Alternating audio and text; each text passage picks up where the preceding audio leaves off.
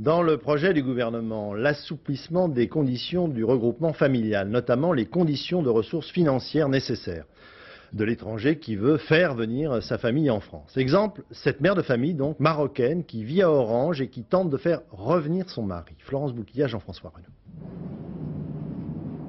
Le premier souci de Najat, trouver un travail qui lui rapporte au moins le SMIG. Ici, au centre social de l'Aigle, Najat a décroché un contrat emploi solidarité.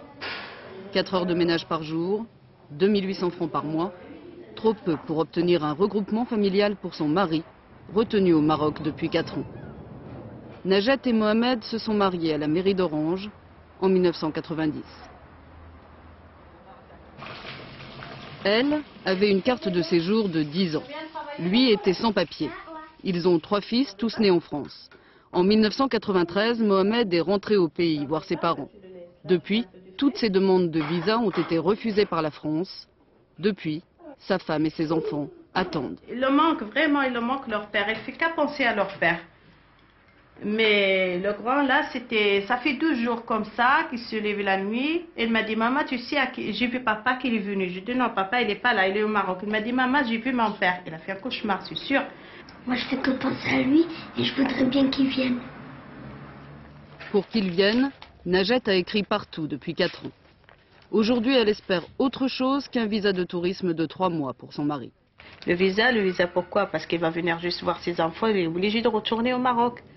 Mais par rapport à mes enfants, non, j'aime bien un groupement familial qui vient rester avec ses enfants, vivre avec ses enfants, avec moi. C'est pour ça. Depuis 4 ans, les murs de Rabat abritent l'errance de Mohamed.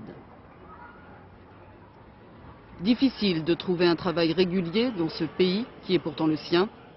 Impossible donc aussi d'envoyer de l'argent à sa famille en France.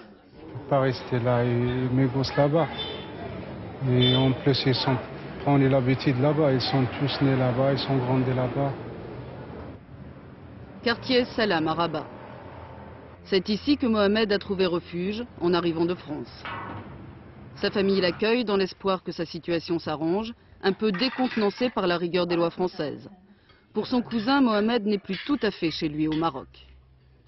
J'espère pour lui qu'il va regrouper, enfin il va retourner chez lui, quoi. Pour vous, c'est chez lui là-bas? C'est pas ici? Bah oui, c'est chez lui parce que c'est là qu'il a commencé sa vie familiale, si vous voulez, sa vie conjugale, si je m'exprime bien. Si Mohamed n'était pas retourné au Maroc en 1993, il aurait été régularisé par la circulaire Chevènement en tant que parent d'enfants français. Aujourd'hui, il sait qu'une nouvelle loi sur l'immigration, sans doute plus souple, va être votée à Paris.